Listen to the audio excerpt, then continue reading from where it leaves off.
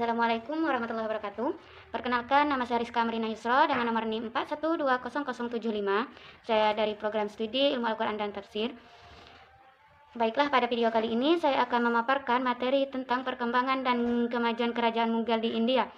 Sebelum kita memasuki materi era perkembangan dan kemajuan pada kerajaan Mughal, lebih baik kita mengenal nama-nama raja pada kerajaan Mughal tersebut.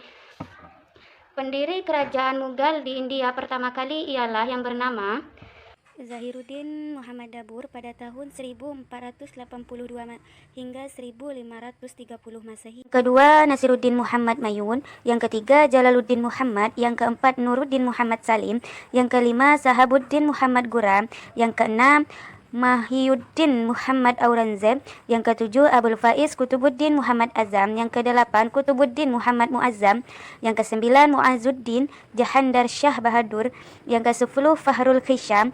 Yang ke-11 Rafiud Darajah, yang ke-12 Rafiud Dautah, yang ke-13 Rosha Akhtar Badur, yang ke-14 Ahmad Shah Bahadur, yang ke-15 Azizuddin, yang ke-16 Muhilul Milad, yang ke-17 Ali Gauhar, yang ke-18 Mirzan Akbar, yang ke-19 Badur Shah II pada tahun 1837 hingga 1858 Masehi.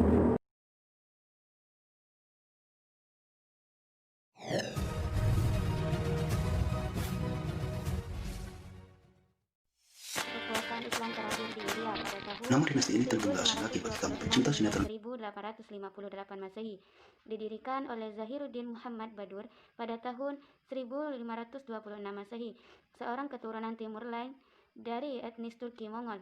Ayahnya bernama Umar Mirza. Dia adalah penguasa Faghana, sedangkan ibunya keturunan Genghis Khan. Sepeninggalan ayahnya, ia menggantikannya sebagai penguasa di Faghana pada usia 11 tahun. Ia berhasil menaklukkan Samarkand, kota terpenting di Asia Tenggara pada tahun 1494 Masehi, kemudian menaklukkan Kabul di ibu kota Afghanistan pada tahun 1501 Masehi. Ekspansi terus dilakukan hingga berhasil menakluki wilayah India yang saat itu diperintah oleh Ibrahim Lahdi. Pada saat itu, pemerintahan dinasti Lahdi sedang mengalami masa krisis dan mulai melemah pertahanannya, sehingga Babur dengan mudah berhasil mengalahkannya. Dalam upaya menguasai wilayah India, Babur berhasil menaklukkan Punjab pada tahun 1525 Masehi. Dalam pertempuran di Panipat, Babur mengalami kemenangan sehingga ia berhasil memasuki kota Delhi dan kemudian mendirikan kerajaan di kota itu pula pada tahun 1526 Masehi. Pemerintahan kerajaan Mughal berkuasa selama 3 abad lebih, terhitung mulai tahun berdirinya 1526 Masehi sampai tahun kehancurannya 1858 Masehi, atau dengan istilah lain, kerajaan ini bertahan dan berkuasa selama 332 tahun. Kemajuan kerajaan Mughal di India. Kemajuan yang dicapai pada masa dinasti Mughal merupakan sumbangan yang berarti dalam mensyiarkan dan membangun peradaban Islam di India. Kemajuan-kemajuan tersebut antara lain: 1. Di bidang politik dan militer. Sistem yang menonjol adalah politik sul-ekul atau toleransi universal. Sistem sangat tepat karena mayoritas masyarakat India adalah Hindu, sedangkan Mughal adalah sistem Islam.